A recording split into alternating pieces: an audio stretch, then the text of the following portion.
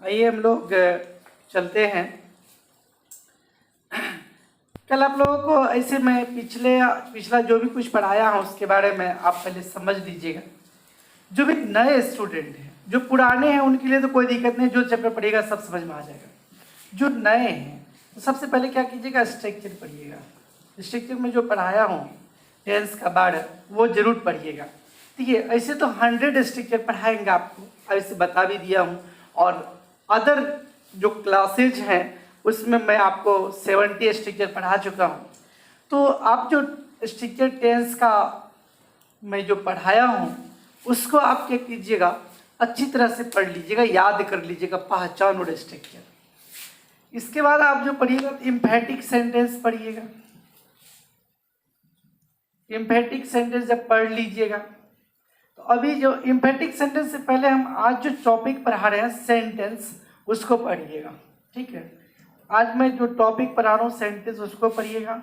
इसके बाद structure sentence एम्फैटिक sentence पढ़िएगा। एम्फैटिक सेंटेंस पढ़ने के बाद वॉइस पढ़ लीजिएगा। तब इसके बाद जो है ना, मैं आप लोगों को बताया था कि वॉइस के बाद डिग्री रिमूव टू पढ़ लीजिएगा। मतलब ये बात इसलिए मैं आप लोग को बता रहा हूँ कि जो जैसे कि स्ट्रक्चर कमांड नहीं होगा, सेंटेंस कमांड नहीं होगा तो एम्फैटिक समझ में नहीं आएगा। अगर एम्फैटिक यह सब क्लियर हो जाएगा तो वॉइस क्लियर हो जाएगा। अगर वॉइस समझ में आ गया यहाँ से यहाँ तक तो आप निश्चित रूप से रिमूव टू डिग्री पढ़ लीजिएगा। Interchange of degrees of comparison जो पढ़ा है, interchange of degrees of comparison.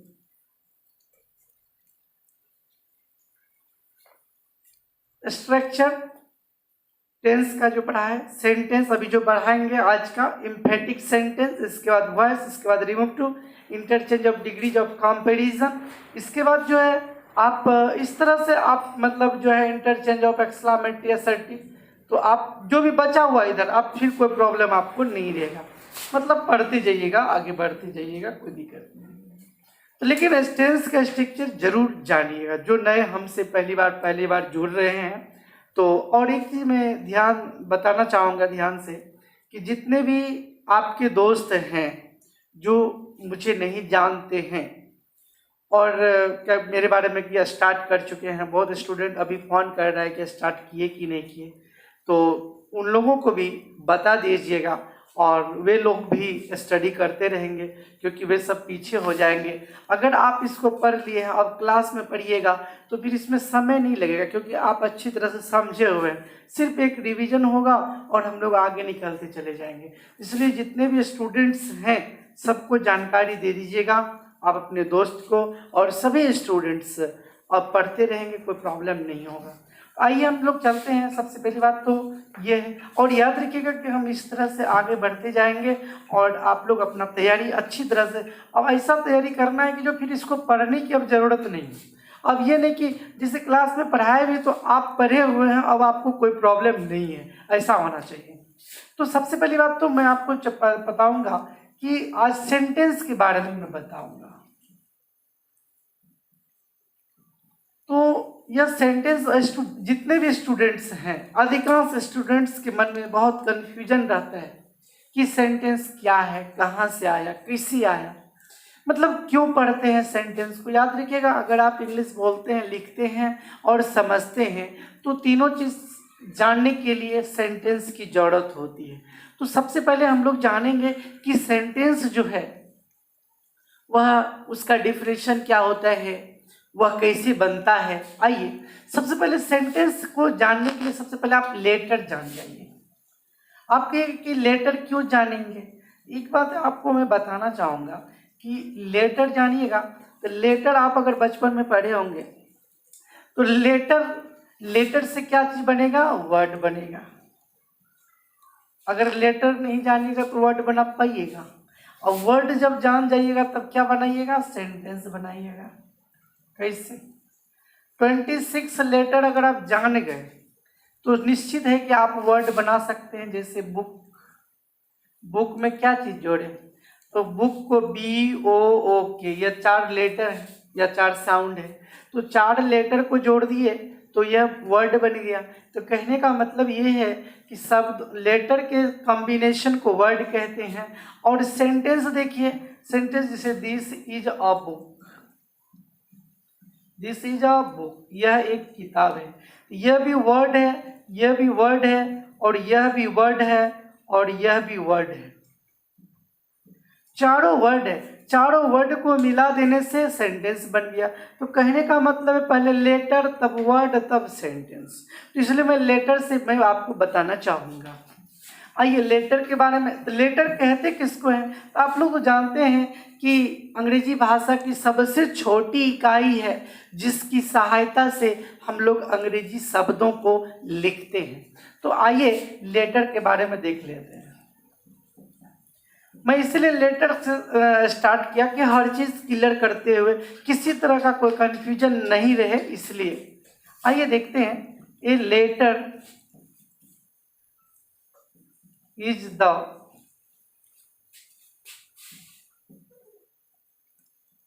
Smallest unit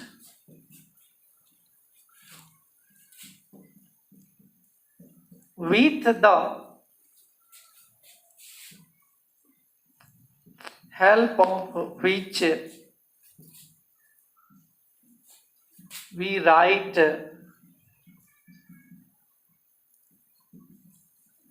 English words। मैं आपको पहले ही बता दिया था और आज भी मैं बता रहा हूँ कि बहुत स्टूडेंट्स एक चीज़ हमको अक्सर पूछते रहते हैं कि हम जो है ना इंग्लिश जो बोलेंगे तो बहुत स्टूडेंट इंग्लिश रट के बोलते हैं। तो याद रखिएगा कि मेरे यहाँ जो मेरा इंस्टीट्यूट है, जो मेरा पढ़ाने का तरीका है, आप जो कुछ भीतर से सोचिए उसको आप बोल लीजिए। तो ऐसा इंग्लिश अगर आप बोल लीजिएगा, ऐसा इंग्लिश अगर बोलते हैं तो जीवन में कोई भी कंपटीशन से लेकर के जीवन में कोई भी ऑल वॉक ऑफ लाइफ, जीवन का हर पहलू की अगर बात करें उसमें आपको कोई प्रॉब्लम नहीं होगी। इसलिए अगर याद रखिएगा, इसको रटना नहीं है, मैं पहले ही जानकारी दे देता हूँ। जब भी मैं कोई डिफिनेशन अभी तक लिखाया हूँ आप उसको रटिएगा नहीं। और दूसरी बात है कि आपको मैं ट्रिक बताऊंगा कि आप कैसे डेफिनेशन लिखिएगा, एक बात। और बहुत स्टूडेंट अभी हम चर्चा कर रहे थे कि क्वेश्चन आंसर वगैरह हम लोग रट करके, तो मैं आपको एक चीज़ पहले बता देता हूँ, आप जब लिखिएगा तो रट करके संभव नहीं है। आप एक चीज़ मैं आपको बताना चाहूँगा, फिजिक्स 100, केमिस्ट्री 100, बायो 100, इंग्लिश 100। अब एक चीज़ मैं आपको बताना चाहूँगा, अगर कॉमर्स आर्ट्स के भी स्टूडेंट्स हैं, अगर सब चीज़ रटेंगे ही तो मैं आपसे पूछना चाहता हूँ कि आप मेरे यहाँ क्यों पढ़े? आप जो मेरे यहाँ पढ़ रहे हैं उसके पीछे रीजन यही है कि आप जो कुछ सोचेंगे वही बोलेंगे, एक, और जो कुछ सोचेंगे वही लिखेंगे, दो। और आप जो इंग्लिश से हिंदी के बारे में आप कभी भी, आपको ये प्रॉब्लम नहीं होना चाहिए कि इंग्लिश से हिंदी में हमको प्रॉब्लम हो रहा है समझने में।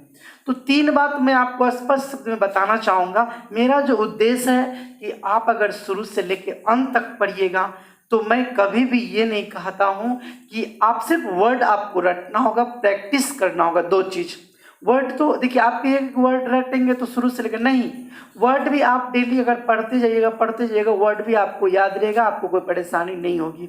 इसलिए मैं शुरू से पढ़ा रहा हूँ कि कोई प्रॉब्लम आपको नहीं हो। तो सेंटेंस जानने से पहले हम लोग क्या सीखे? Letter. A letter is the smallest unit. Letter क्या है? सबसे छोटी इकाई है, दिक्कत नहीं है। With the help of which, मतलब जिसकी सहायता से वी राइट इंग्लिश वर्ड्स, हम लोग अंग्रेजी शब्दों को लिखते हैं। तो आप अगर लेटर की बात करेंगे तो अंग्रेजी में, इंग्लिश की अगर बात करेंगे तो सबसे छोटी इकाई है जिसकी सहायता से क्या करते हैं, हम लोग अंग्रेजी शब्दों को लिखते हैं। एक बात और भी बताना चाहूँगा, लेटर से छोटी इकाई नहीं, लेटर ही भाषा की सबसे छोटी इकाई है। तो ये लेटर अगर हम लोग जान गए तो अब क्या जानेंगे? तो लेटर जब जानेंगे तो देखिए थोड़ा सा मैं यहाँ लेटर के बारे में चर्चा कर देता हूँ। लिखावट के आधार पर हम लोग अगर कहते हैं तो वो होता है कैपिटल लेटर्स, दूसरा होता है स्मॉल लेटर्स। अगर देखिए लिखावट के आधार पर बात कर रहा हूँ, लिखने या उसको प्रिंटिंग के आधार पर, लिखावट के आधार पर बात कर रहा हूँ। अगर साउंड के आधार पर बात करेंगे, मतलब अगर बोलने के आधार पर, तो वॉवेल्स, कॉन्सोनेंट्स और सेमी वॉवेल्स। ऐसे सेमी वॉवेल जो होता है वो रियली कॉन्सोनेंट ही होता है, लेकिन कभी कभी वॉवेल के जैसा काम करता है।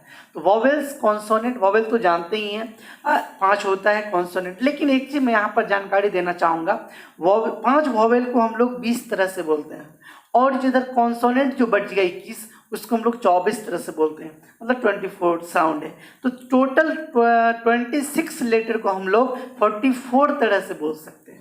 तो अगर आपके मन में होगा मैं जो यह बताया हूँ कि आप 26 लेटर को 44 तरह से बोल सकते हैं, तो अगर आपके पास बुक वगैरह होगा तो उसमें भी देख लीजिएगा 44। तो रियली वॉवेल को हम लोग 5 को 20 तरह 20 तरह से बोल सकते हैं, 20 वे में, और इसके बाद कॉन्सोनेंट को 24 तरह से। टोटल कितना हो गया? 44। तो आइए हम लोग जो अब चर्चा करते हैं, तो ये तो समझ में आ गया कि वॉवेल क्या होता है। अब मैं बताना चाहूँगा, थोड़ा सा मैं यहाँ पर समझ दे देता हूँ कि आप लोग भी समझ लीजिए। अगर आप वॉवेल का उच्चारण कीजिएगा ना, तो आप जो अपने गला से एयर निकालिएगा, एयर हवा, तो वो उसको जो निकालिएगा तो उसमें बिना अवरोध का निकलेगा वो ए। इसमें कोई उच्चारण करने में आपको कोई रुकावट नहीं होगी। और कॉन्सोनेंट जैसे ए ई आई ओ यू को बोल के देखिएगा तो उसमें बिना अवरोध या रुकावट का होता है। कहने का मतलब है कि वह साउंड जो बिना किसी अवरोध या रुकावट का उच्चारित किया जाता है, उस साउंड को कहते हैं वॉवेल। लेकिन जिसका उच्चारण करने में अवरोध या रुकावट होता है उसको कॉन्सोनेंट कहते हैं। जैसे डी बोलिए, डी। तो इस तरह से आपका जो है। तो अब हम लोग चलते हैं, लेटर जान गए तो एक बात आप जानिए, सेमी वॉवेल में क्या होता है? डब्ल्यू और वाई। जब डब्ल्यू और वाई किसी भी वर्ड के शुरू में होता है वह कॉन्सोनेंट होता है, और शुरू को छोड़कर कहीं भी होता है तो वो वॉवेल होता है। तो इस तरह से मैं पहले भी पढ़ा चुका हूँ, और जो सुन भी लिए होंगे तो समझ में आ गया होगा, ज़्यादा बहुत भारी वगैरह नहीं है। तो आइए अब हम लोग चलते हैं, लेटर जब जान गए तो अब वर्ड जानिए। तो वर्ड कहते किसको है आपके मन में होगा। तो आइए एक group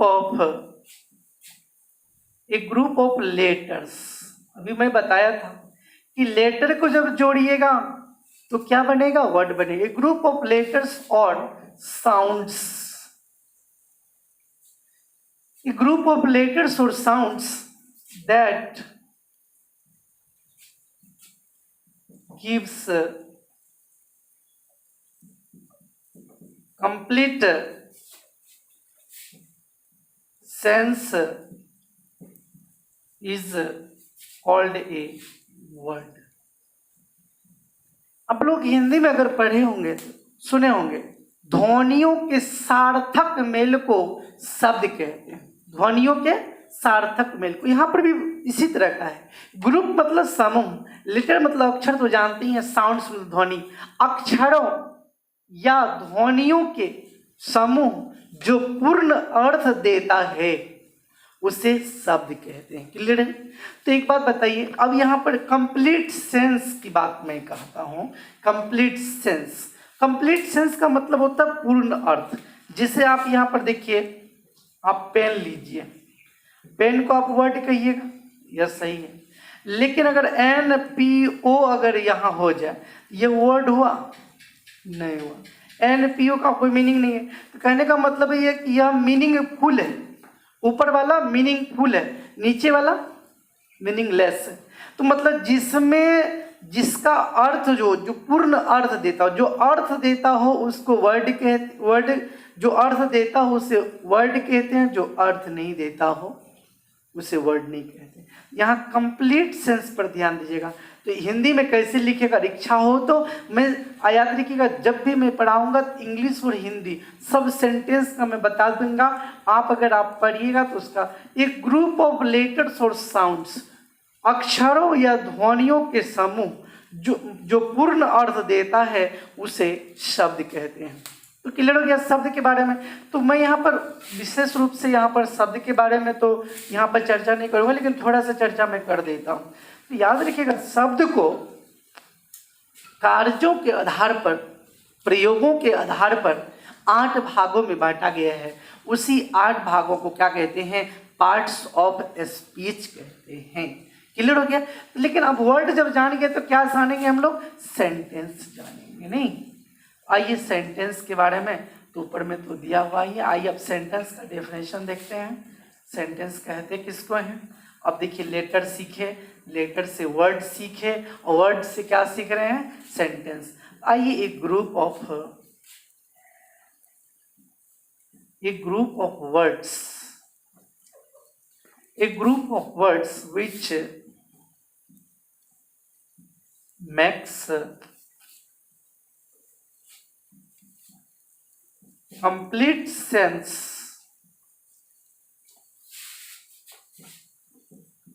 is called a sentence।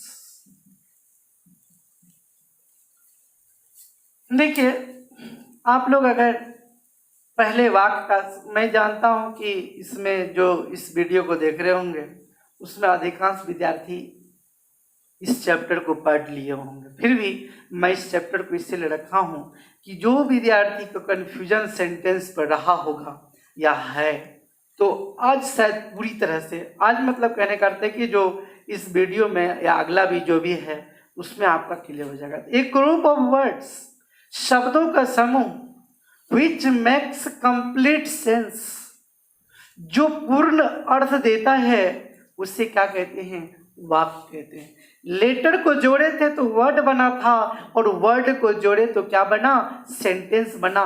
लेकिन यहाँ पर कंप्लीट सेंस की बात कह रहा हूँ, मतलब शब्दों का समूह जो पूर्ण अर्थ देता है उसे वाक्य कहते हैं। ये तो क्लियर हो गया। आइए अब से एग्जाम्पल देखते हैं। एग्जाम्पल देख लीजिए और तो फिर समझिए। शब्दों का समूह जो पूर्ण अर्थ देता है, यहाँ पर भी मीनिंगफुल है, मीनिंगफुल पर ध्यान देना है। जैसे कि Rohan books, Rohan reads a book, Rohan एक किताब पढ़ता है। मैं आपको यहाँ पर एक जानकारी देना चाहूंगा, रोहन रीड्स ए बुक, यह भी वर्ड है, पहले समझ लीजिएगा बहुत बढ़िया से। यह भी वर्ड है, यह भी वर्ड है। आप सोचिएगा कि ये तो लेटर, ये तो ए तो लेटर है, नहीं, यहाँ पर ए भी वर्ड है, एक का बोध कराता है, और यहाँ कोई आर्टिकल है मतलब, लेकिन यह भी वर्ड है और यह भी वर्ड है। चारों वर्ड को जोड़ दिए तो क्या बन गया, मेरा सेंटेंस बन गया और ये मेरा पूर्ण अर्थ दे रहा है। क्लियर हो गया। अब एक चीज मैं आपको बताना चाहूंगा, अगर यही मैं कह दूं यहाँ पर a book he reads, Ram, Rohan, Mohan, जो भी है, यह जो है सेंटेंस नहीं हुआ। यह सेंटेंस हुआ लेकिन यह सेंटेंस नहीं हुआ। क्यों नहीं हुआ, क्या कारण है, आपके मन में एक क्वेश्चन हो सकता है कि नहीं समझे, तो याद रखिएगा इसमें पूर्ण अर्थ देता है। यह मीनिंगफुल है और मीनिंगलेस है। जो पूर्ण अर्थ देता है, जो पूर्ण अर्थ देता है शब्दों का समूह, उसे वाक्य कहते हैं। शब्दों का समूह जो पूर्ण अर्थ नहीं देता है उसे वाक्य नहीं कहते हैं। तो पूर्ण अर्थ कहाँ दे रहा था, इसलिए वाक्य नहीं हुआ। तो आपके मन में अब एक क्वेश्चन होता होगा, जितने भी आप सेंटेंस लिखिएगा, जैसे आप कोई भी सेंटेंस लिखिए, ही गोज टू दिल्ली, वह दिल्ली जाता है। रोहन कम्स हियर, रोहन यहाँ आता है। ये क्लियर है कि he goes to Delhi, Rohan comes here, clear है ना। लेकिन एक चीज आपको मैं बताना चाहूंगा कि एक इसमें क्या सब गुण आप लोगों ने देखा। सबसे पहली बात, इसमें भी और इसमें भी ये कैपिटल है और ये भी कैपिटल है। मतलब किसी भी सेंटेंस का फर्स्ट लेटर जो होता है वह कैपिटल लेटर से आरंभ होता है। मतलब कोई भी सेंटेंस स्टार्ट होता है तो किससे स्टार्ट होता है, कैपिटल लेटर से आरंभ होता है। यहाँ पर मैं यह बात क्लियर लिख देता हूँ नोट में, आपको कंफ्यूजन नहीं रहे कभी। अगर यह बात ये तो सभी लोग जानते हैं, फिर भी हम जब पढ़ा रहे सेंटेंस को तो हर चीज को क्लियर करते हुए, ये sentence begins with a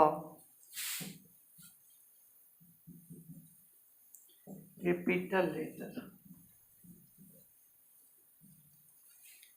A sentence begins with a capital letter. कोई भी वाक्य जो शुरू होता है वो किससे शुरू होता है? कैपिटल लेटर से शुरू होता है। क्लियर है? A sentence begins with a capital letter, मतलब कोई वाक्य, यहाँ अगर हिंदी लिखना चाहेंगे तो लिख सकते हैं, बिगिन मतलब शुरू होना, विथ लगाए हैं, विथ मतलब साथ। कोई वाक्य कैपिटल लेटर से आरंभ होता है। आप किसी भी वाक्य को लिख दीजिए, जब भी लिखेगा तो पहला जो लेटर होगा वह क्या होगा? कैपिटल होगा। क्लियर हो गया? आइए अब एक चीज मैं बताना चाहूंगा, अभी मैं भेद नहीं बता रहा हूं, पहले मैं समझा रहा हूं। देखिए एक चीज, अगर कोई भी सेंटेंस लीजिएगा तो उसका दो पार्ट होता है। कहने का मतलब है कि every sentence has two parts. प्रत्येक सेंटेंस में दो भाग होते हैं। पहला होता है सब्जेक्ट और दूसरा होता है प्रीडिकेट। हमारे बहुत ऐसे भाई हैं, जब मैं सब्जेक्ट के बारे में बोलता हूं तो वे समझ जाते हैं कि भाई वाक्य में जो काम करता है उसे सब्जेक्ट कहते हैं। बचपन में भी कहीं भी स्टूडेंट पढ़ा होता है तो यह तो जरूर याद रहता है। प्रीडिकेट जैसे बोलता हूं ना तो कहता है कि सब कभी सुनने नहीं है, तो क्या बोल रहे हैं समझ में नहीं आता है। तो याद रखिएगा, सब्जेक्ट का अगर यहाँ पर उद्देश्य होता है, ऐसे तो कर्ता होता है, लेकिन यहाँ पर अगर प्रीडिकेट और सब्जेक्ट के अर्थ में अगर देखेंगे तो इसका हिंदी उद्देश्य और प्रीडिकेट का हिंदी विधेय होता है। आपके मन में एक उत्सुकता जग गई होगी कि अब ये सब्जेक्ट तो हुआ, प्रीडिकेट क्या होता है? देखिए बहुत सिंपल है। जैसे मैं आपको यहाँ पर एग्जांपल देता हूँ, Raman is a good boy. Raman एक अच्छा लड़का है। Raman is a good boy. Clear है? तो Raman is a good boy. यहाँ पर एक चीज बताइए, इसमें सब्जेक्ट कौन है? एक लड़का बोला सर सब्जेक्ट तो रमन है। मैंने पूछा कैसे? कहा कि sir Raman is a good boy. कौन एक अच्छा लड़का है? रमन। मैंने कहा बिल्कुल सही है। मैंने कहा कि जो सब्जेक्ट के बाद जितने भी सेंटेंस में पार्ट्स हो बचा हुआ है वह सब पार्ट्स क्या हो गया? प्रीडिकेट हो गया। क्लियर हो गया कि नहीं? देखिए तो बढ़िया से लाइफ में आज के बाद फिर कभी नहीं भूलिएगा, सब्जेक्ट को छोड़ करके वाक्य में जो शेष बच जाएगा उसको क्या कह देंगे? प्रीडिकेट कह देंगे। मतलब सब्जेक्ट तो सब्जेक्ट है ही, सब्जेक्ट के बाद जो बच गया सेंटेंस में वह प्रीडिकेट हो गया। पुनः एक एग्जांपल आपके मन में होगा, देख लीजिए। ही इज गोइंग देयर, वह वहां जा रहा है। आपके मन में होगा कि यहाँ पर कि सब्जेक्ट प्रीडिकेट क्या होता है? तो सब्जेक्ट तो यह हुआ ही इज गोइंग देयर, या प्रीडिकेट हो गया। सब्जेक्ट यह हो गया और इसके बाद यह प्रीडिकेट हो गया। तो सब्जेक्ट को छोड़ करके बाद बाकी जो भी होगा वह प्रीडिकेट होगा। क्लियर हो गया? अब आपके मन में होगा कि सब्जेक्ट का भी डेफिनेशन बता देता हूँ, प्रीडिकेट का भी, लेकिन यहाँ पर एक बार और समझाता हूँ। एक बात बताइए, इस वाक्य में किसके बारे में कुछ कहा जा रहा है? मतलब Raman is a good boy, किसके बारे में कहा जा रहा है? रमन के बारे में कहा जा रहा है कि वह एक अच्छा लड़का है। मतलब वाक्य में जिस वस्तु या व्यक्ति के बारे में कुछ कहा जाता है उस व्यक्ति या वस्तु को सब्जेक्ट कहते हैं। मैं भी बताऊंगा। तो यहाँ पर ही इज गोइंग देयर, किसके बारे में कहा जा रहा है कि वो वहां जा रहा है? तो वह के बारे में कहा जा रहा है, तो इसलिए वह आपका क्या हो गया? सब्जेक्ट हो गया। तो दो भाग होता है प्रत्येक सेंटेंस, एक सब्जेक्ट होता है, एक प्रीडिकेट होता है। सब्जेक्ट कहते किसको हैं? जो सब्जेक्ट होता क्या है? वाक्य में जो काम करता है, जिसके बारे में कुछ कहा जाता है उसको सब्जेक्ट कहते हैं। अब आपके मन में होगा प्रीडिकेट के बारे में नहीं बताया, सब्जेक्ट के बारे में जो कुछ कहते हैं उसको प्रीडिकेट कहते हैं। रमन के बारे में जितना भी चीज कहा गया है उधर, इज ए गुड बॉय, यह सब क्या हो गया? प्रीडिकेट हो गया। आइए सब्जेक्ट के बारे में भी देख लेते हैं।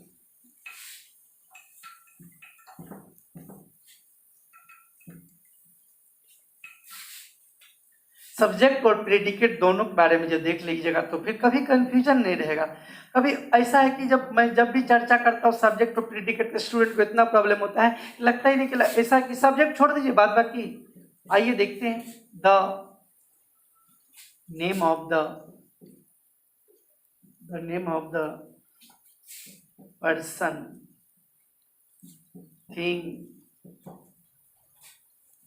और animal we speak about is called the subject। Clear, इसको समझिए। The name of the person, thing और एनिमल, कहने का मतलब व्यक्ति, वस्तु या जानवर का जो नाम है जिसके बारे में हम लोग बोलते हैं इज कॉल्ड द सब्जेक्ट। ऐसे तो ये होता ही है कि the name of the person, thing और एनिमल, मतलब व्यक्ति, वस्तु या जानवर के जो नाम हैं जिसके बारे में हम लोग बोलते हैं इज कॉल्ड द सब्जेक्ट। आप इसको याद रखिएगा, डेफिनेशन को आप जितने भी टीचर हैं भारत में या पूरे विश्व में उतने तरह से डेफिनेशन बना सकते हैं, कोई दिक्कत नहीं है। अब इसी को दूसरा भी तरह से कह सकते थे, the part of the sentence we speak about is called the subject. कहने का मतलब है कि वस्तु, व्यक्ति या जानवर का नाम जिसके बारे में हम लोग बोलते हैं उसे क्या कहते हैं, सब्जेक्ट। जैसे यहाँ पर देख लीजिए, आई प्ले क्रिकेट, मैं क्रिकेट खेलता हूँ। यहाँ पर जो किसके बारे में बोला जा रहा है, कौन सा नाउन या प्रोनाउन है, मतलब किस व्यक्ति, वस्तु या स्थान के बारे में बोला जा रहा है, तो मैं के बारे में, मैं क्रिकेट खेलता हूँ। एक चीज़ वैसे भी अगर नहीं जानिएगा तो एक चीज़, वाक्य में जो काम करता है या जिसके बारे में कुछ कहा जाता है वाक्य में उसे सब्जेक्ट कहते हैं। काम भी करता है, या वह वस्तु या व्यक्ति जिसके बारे में कुछ हम लोग बोलते हैं उसे सब्जेक्ट कहते हैं। यहाँ पर सब्जेक्ट हो गया। कोई पूछेगा प्रीडिकेट क्या हो गया, तो प्रीडिकेट ये हो गया, सब्जेक्ट ये हो गया। क्लियर है? तो आइए हम लोग प्रीडिकेट के बारे में जानते हैं।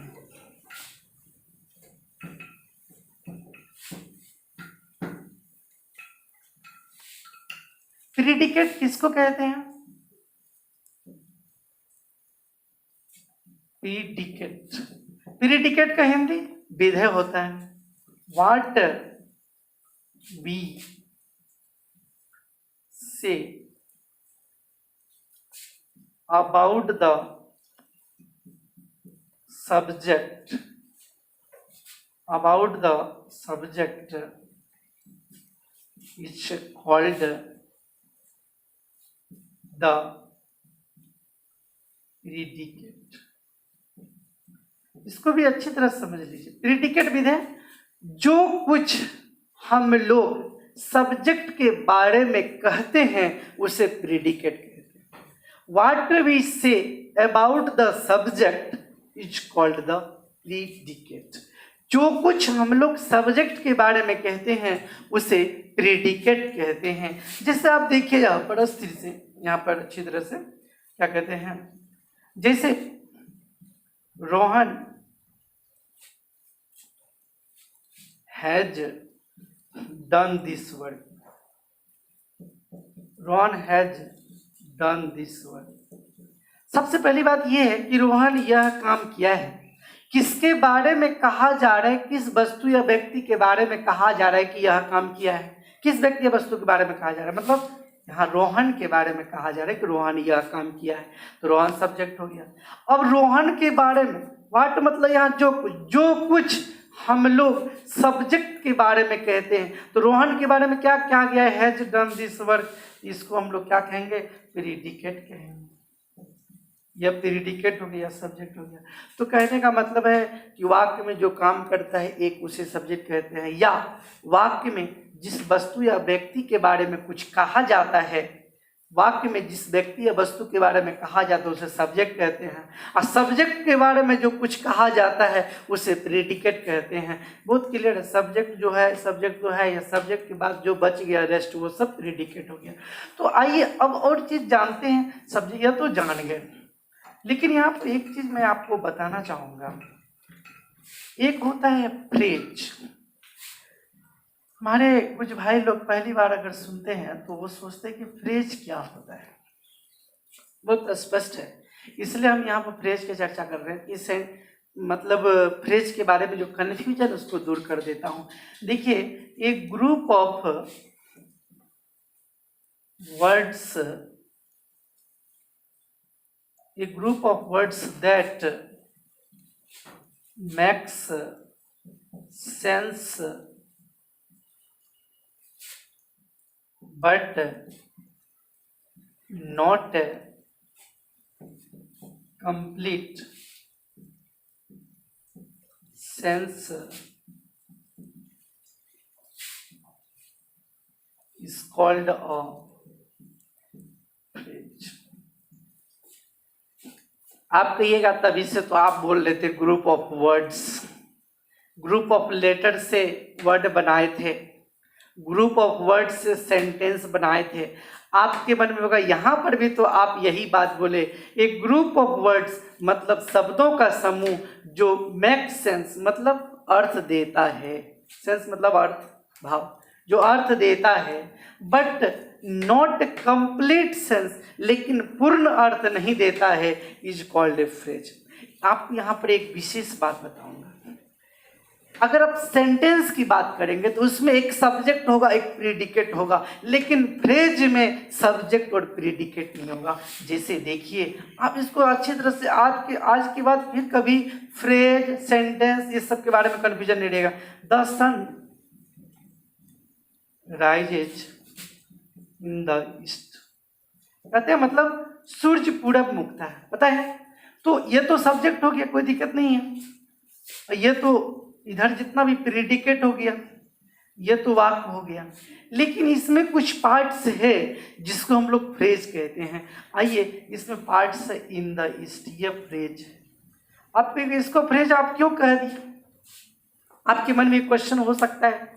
याद रखिएगा, यह इन और द ईस्ट, ये तीनों वर्ड है, एक group of words that make sense, जो अर्थ तो देता है बट नॉट कंप्लीट सेंस, लेकिन पूरा। आप कभी जाकर के इन द ईस्ट बोल दीजिए, किसी की पूरब में क्या होगा, क्लियर तो नहीं हुआ। अर्थ तो दिया लेकिन पूर्ण अर्थ नहीं दिया। एक और दूसरा गुण क्या है, इसमें सब्जेक्ट और प्रीडिकेट नहीं होता है। सेंटेंस में सब्जेक्ट और प्रीडिकेट निश्चित है, लेकिन फ्रेज में क्या है, सब्जेक्ट और प्रीडिकेट नहीं होगा। यह शब्दों का समूह होगा लेकिन पूर्ण अर्थ तो नहीं देगा, अर्थ देगा लेकिन पूर्ण अर्थ नहीं देगा, और इसमें फ्रेज, इसीलिए इसको फ्रेज कहते हैं। दूसरा एक एग्जाम्पल और देख लीजिए, the sun sets in the west. यहां पर इन द वेस्ट, ये भी फ्रेज है। आपके मन में होगा क्यों फ्रेज हो गया, तो देखिए, इन भी वर्ड है, द भी वर्ड है, तीनों वर्ड है, तीनों समूह तो दिया, तीनों तो अर्थ, तो तीनों का समूह तो है, लेकिन यह अर्थ तो देता है लेकिन पूर्ण अर्थ नहीं देता। इसमें सब्जेक्ट और प्रेडिकेट नहीं होता है। क्लियर हो गया? तो सेंटेंस जान लीजिए, सेंटेंस के बाद फ्रेज जान लिए। फ्रेज अगर हिंदी लिखिएगा तो कैसे लिखिएगा, शब्दों का समूह जो अर्थ देता है लेकिन पूर्ण अर्थ नहीं देता है, उसे फ्रेज कहते हैं। फ्रेज का मतलब, फ्रेज मतलब शब्द समूह होता है। अब फ्रेज अगर जान गए तो अब आपके मन में होगा कि फ्रेज जान गए, सेंटेंस जान गए, अब क्लाउज थोड़ा सा आपके मन में हो सकता है क्वेश्चन, क्लाउज क्या है।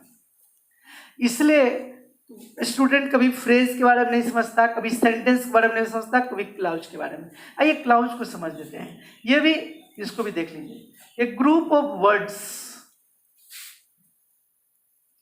एक ग्रुप ऑफ वर्ड्स विच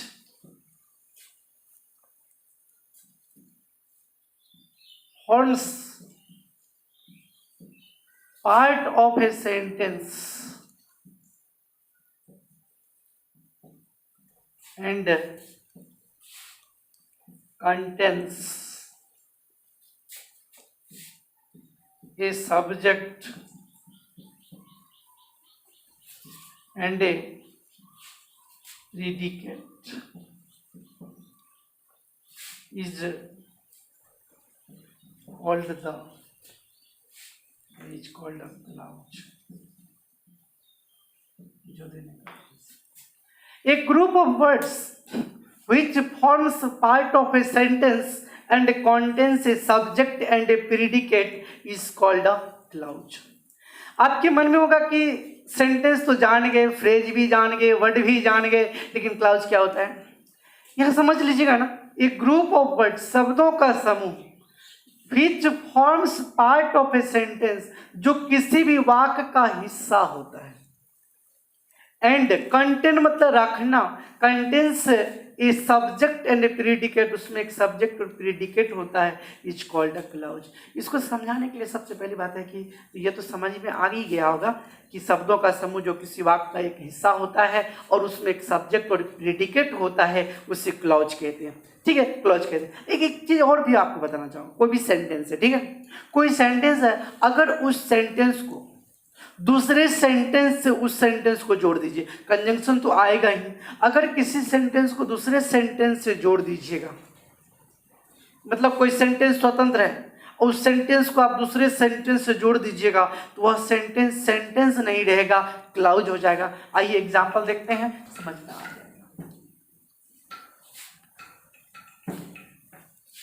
कहने का मतलब है कि क्लाउज क्या होता है कि सेंटेंस ही क्लाउज होता है, लेकिन सेंटेंस क्या होता है वो अलग नहीं होता है, वो किसी दूसरे सेंटेंस का हिस्सा होता है. जैसे देखिए, ही सेज दैट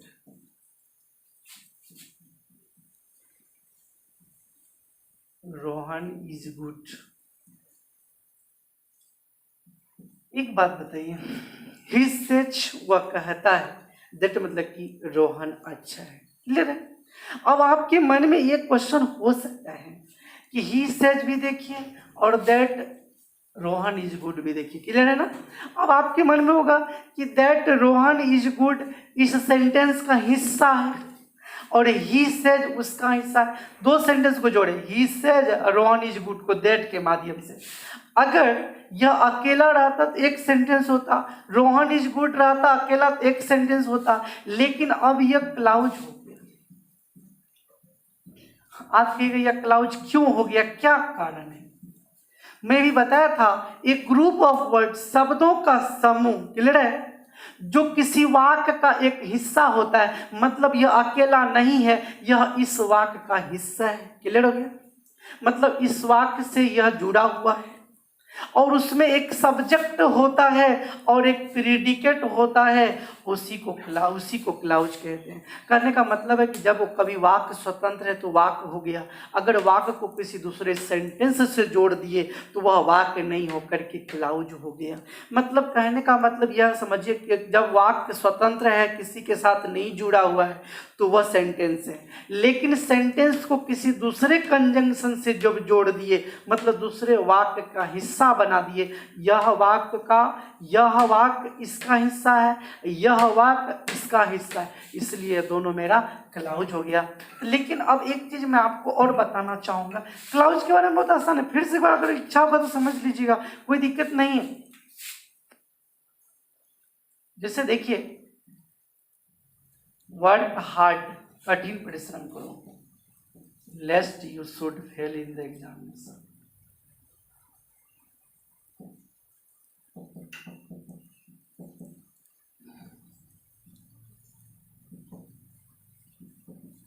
अब एक चीज मैं आपसे पूछना चाहता हूँ, वर्क हार्ड है, एक सेंटेंस हो गया, दूसरा लेस्ट you should fail in the examination.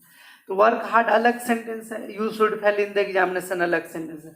यह लेस्ट कंजंक्शन आपको तुम्हें बताया हूँ. अब क्या कीजिएगा, वर्क हार्ड को हम क्या इससे जोड़ दिए, वर्क हार्ड में क्या किया, लेस्ट you should fail in the examination को जोड़ दिए. यह भी मेरा क्लाउज हो गया और ये भी क्लाउज हो गया. आपके मन में जितना क्वेश्चन उठ सकता था मैं सबको बता दिया. मतलब जब कोई सेंटेंस स्वतंत्र है तो वह सेंटेंस है, लेकिन उस सेंटेंस को किसी दूसरे सेंटेंस से जोड़ दिए, वो क्लाउज हो गया. लेकिन उसमें क्या होना, एक सब्जेक्ट और एक वर्ब होना चाहिए. आप कहेंगे इसमें कहाँ है सब्जेक्ट, या इंपरेटिव सेंटेंस में सब्जेक्ट छिपा हुआ रहता है, वो सब्जेक्ट होता है यू. तो आइए अब ये जब ये चीज जान गए तो अब क्या चीज जानना है, काइंड्स ऑफ सेंटेंसेज. अब हम लोग काइंड्स ऑफ सेंटेंसेज आगे अगला वीडियो में हम लोग पढ़ेंगे. काइंड्स ऑफ सेंटेंसेज, इसका आप भेद लिख लीजिए और यहाँ से हम लोग फिर स्टार्ट करेंगे. तो अच्छी तरह से इसको बहुत कॉपी में लिखिएगा. पहला है assertive sentence. Kinds of sentences. Assertive sentence देखिए, असर्टिव सेंटेंस। दूसरा इसका आप दूसरा नाम भी कह सकते हैं डिक्लेरेटिव, डिक्लेरेटिव सेंटेंस।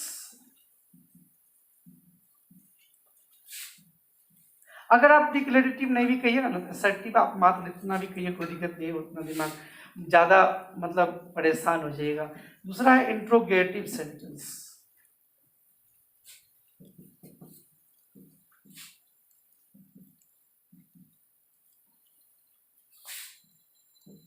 तीसरा है इंपरेटिव सेंटेंस।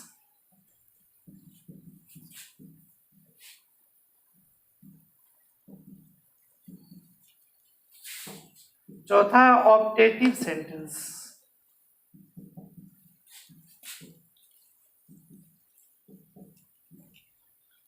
और पांचवा है एक्सक्लामेटरी सेंटेंस।